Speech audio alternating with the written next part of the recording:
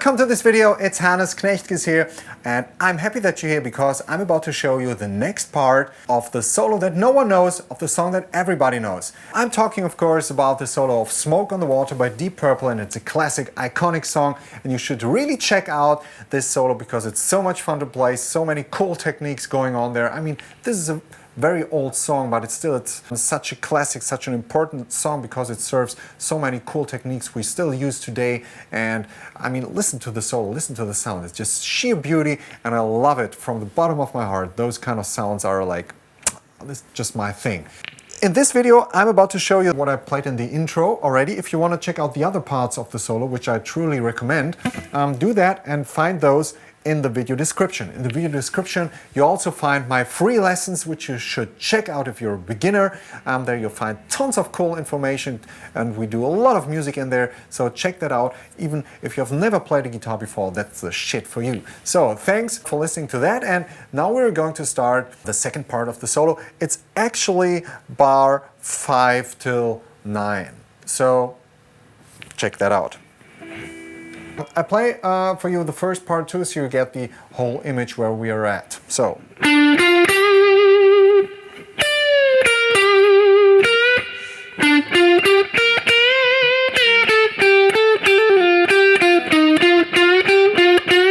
This was part 1, and now we start. So we start with our index finger in the 8th fret of the B string, and then with the pinky in the 11th fret, then with the index finger in the 8th fret of the E string, back to the pinky in the 11th of the B string, again, and then you do a whole tone bend with a vibrato on top. As you can see, I took the other fingers of my left hand as a support for the pinky, so I have like 4 fingers in a row, so I can make sure I can build up enough pressure to get that whole tone bend done.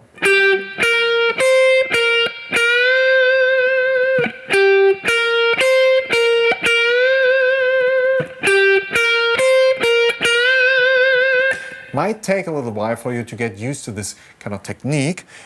If you're totally uncomfortable with it, you can also play it with the ring finger. Also possible. There's no kind of rule that forces you to play it with the pinky, but I think it kind of might make sense to me, but whatever you feel like.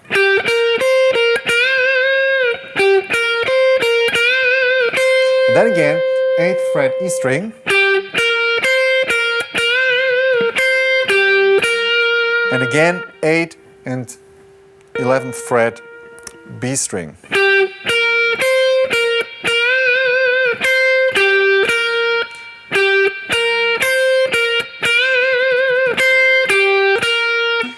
Maybe I played connected to the first part a little bit.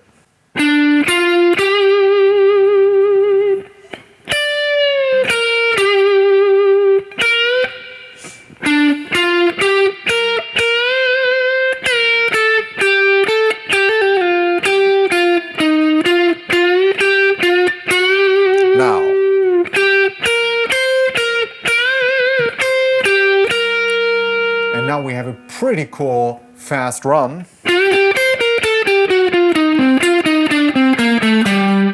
So for the next part.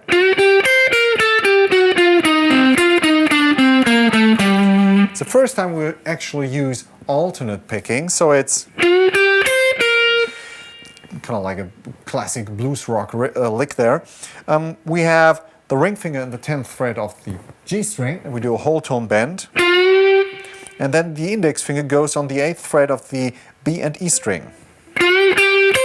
And we do it with a down, up, down.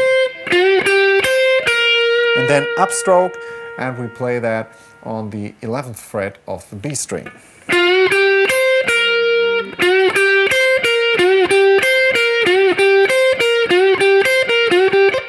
Yep. Play that in a slow tempo so you get used to these kind of licks, because they're very important. They will come later again in different positions, so it's pretty cool if you practice just this very small phrase isolated.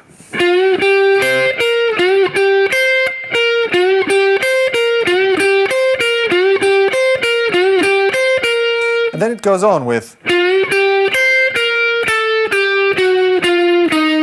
So we go from the 11th fret on the 10th fret, 8th fret, and then we repeat that on the G string 11, 10, 8. So it's.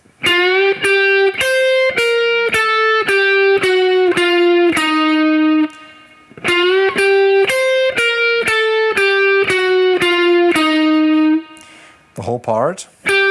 Sorry. I'll play a little bit of the first part.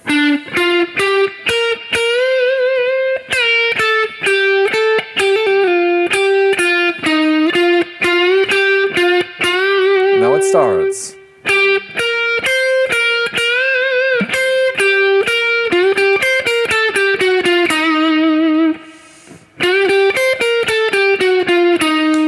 And then we have, with the ring finger in the 10th fret D string and 10th fret G string. 8th fret G string. So.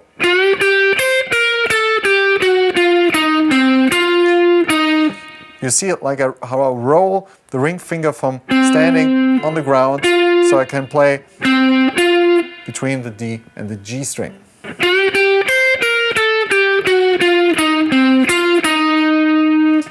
7th fret, and the same 10, 8, 7 on the D string. So it's.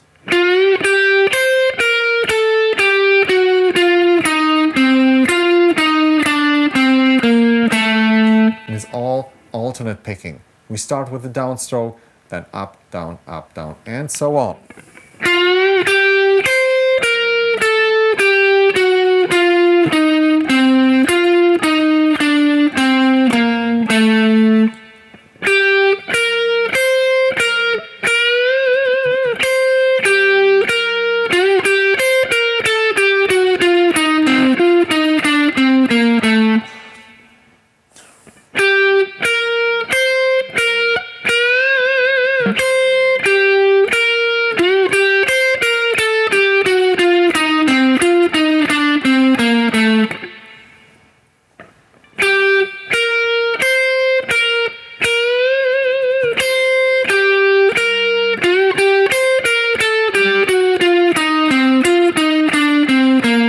So, when we land there,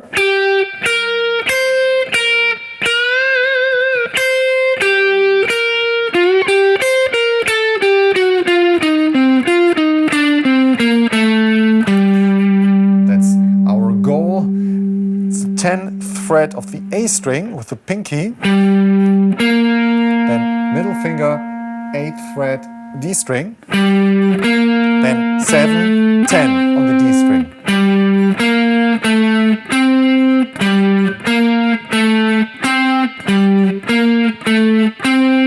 And then 8 again on the D string with the middle finger, and then on the 8th string on the G string with the middle finger. And 7, 5, 3, and a vibrato.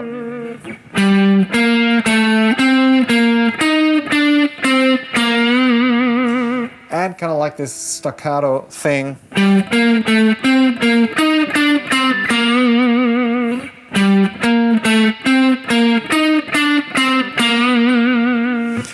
10, 8, 7, 10, 8, 8, 7, 5, 3.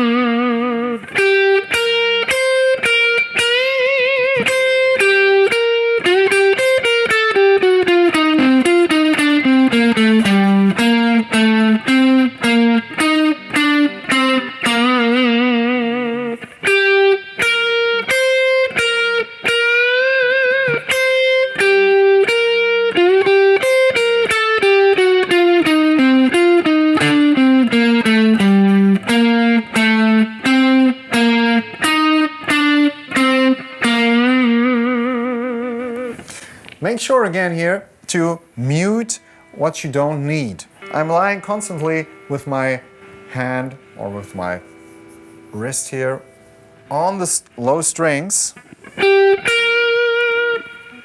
the beginning of the lick, the part, I'm actually lying on the E, A, D, and maybe also on the G string a little bit. I kind of palm mute it so they don't make any noise.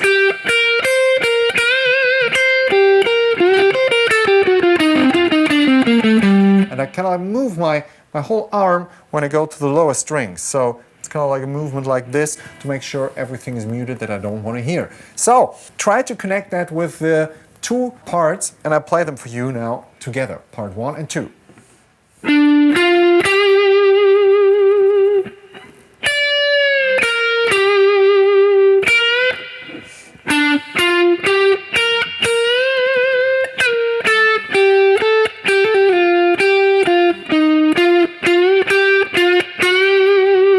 Part 2.